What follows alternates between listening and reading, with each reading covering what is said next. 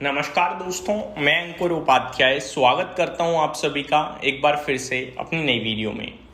दोस्तों, यहां पे आप सभी के साथ यूएस और ईरान के विवाद को डिस्कस करने जा रहा हूं, जो शुरू हो गया है फ्राइडे से दोबारा।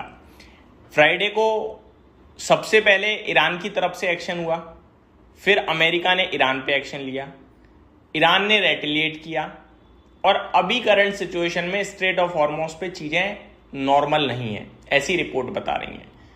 अगर चीजें नॉर्मल नहीं है तो कल कच्चा तेल उछल सकता है। देखने वाली बात यह है कि कितना उछलता है, और हो सकता है ना भी उछले, क्योंकि फ्राइडे जब क्रूड ऑयल ट्रेड कर रहा था, भारत का बाजार बंद था लेकिन ग्लोबल लेवल पे सब कुछ खुला हुआ था, तो जब अटैक किया ना ईरान ने, वो ओपन मार्केट में किया, और ओपन मार्केट में ईरान के अटैक के बाद क्रूड में तेजी भी बनी। लेकिन कितने तक गई वो तेजी? $75 बैरल तक, जो कि ज्यादा नहीं था, 3% ऊपर हुआ, लेकिन ऐसा नहीं है कि बहुत तेजी में हो गया।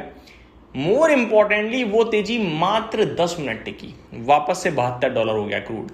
तो तेजी तो टिकी नहीं रही है, जिसमें वो जो ईरान का अटैक था वो लास्ट पॉइंट नहीं था, वो पिन पॉइंट था।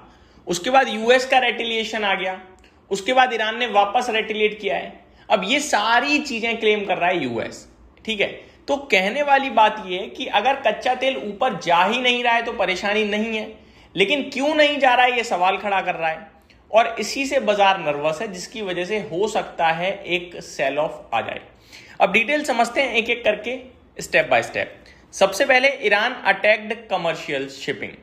एक सिंगापुर जाती शिप थी जिसका नाम था एवर लवली, इस पे ईरान की तरफ से अटैक हुआ। अच्छा, ईरान ने अटैक क्यों किया, ये भी सवाल उठता है, मैं आपको बताता हूं।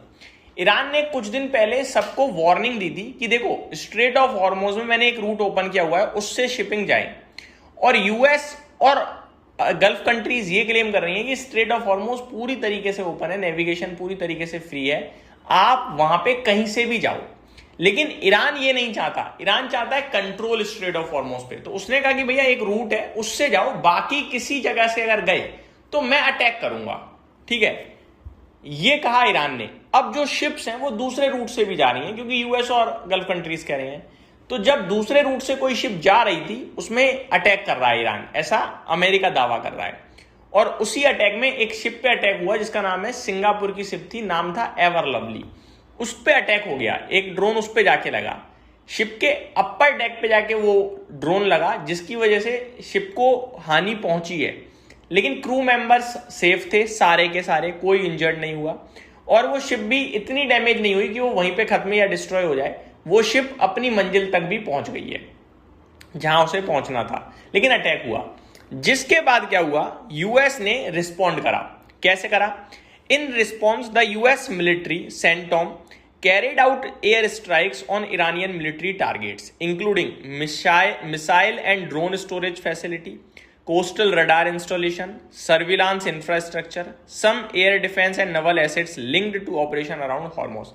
इन चारों जगहों पे एयर स्ट्राइक हुई यूएस की तरफ से, काफी डैमेज भी पहुंचाया। इवन प्रेसिडेंट ट्रंप और अमेरिका ने यह भी क्लेम किया कि 3 ऐसे ड्रोन भी मार गिराए हैं ईरान के, जो दोबारा शिप्स की तरफ बढ़ रहे थे अटैक के लिए।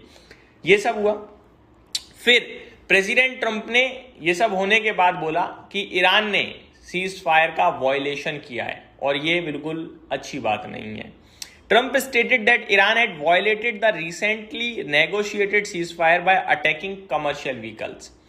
ही warned that further Iranian attacks would invite stronger US military actions. तो उन्होंने ये भी कहा कि अगर ऐसा चलता रहा तो फिर इसका मतलब है कि वो यूएस से चाहते हैं कि वो बड़ा वाला एक्शन ले, जो कि ना हो तो ज्यादा बेटर है। अब इसका फर्क क्या पड़ रहा है? फर्क पड़ेगा, और पड़ने भी लगा है। कुछ रिपोर्ट ये कह रही है कि शिपिंग अब धीमी हो गई है, स्लो हो गई है। शिपिंग धीमे होने का डायरेक्टली मतलब है कच्चे तेल की आवाजाही कम, और कच्चा तेल ऊपर जाना चाहिए फिर तो। बट ये भी है कि ये टेम्पररी है, 1 दिन 2 दिन में सॉल्व हो सकती हैं चीजें, वो हमें लगता है। लेकिन यूएस ईरान दोनों जब तक है तब तक पता नहीं भैया ये सॉल्व होंगी भी या नहीं। With many vessels taking extra precautions, तो अभी एक्स्ट्रा प्रिकॉशंस लेनी लगी हैं काफी सारी शिप्स, और इसकी वजह से इंश्योरेंस भी हाई ही रहने वाला है जहां तक लगता है। Some ships are reportedly seeking guidance और permission before transiting the straight.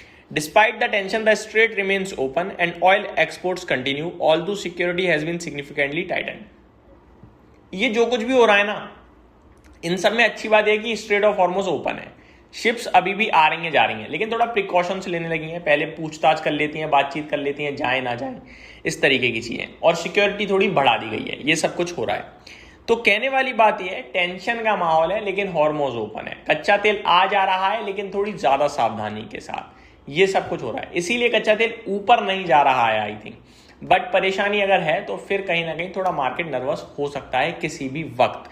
तो ये मेरी तरफ से अपडेट थी। स्टॉक स्पेसिफिक मैं अगली वीडियो में बात करूंगा। Thank you so much for watching this video. Have a great day guys.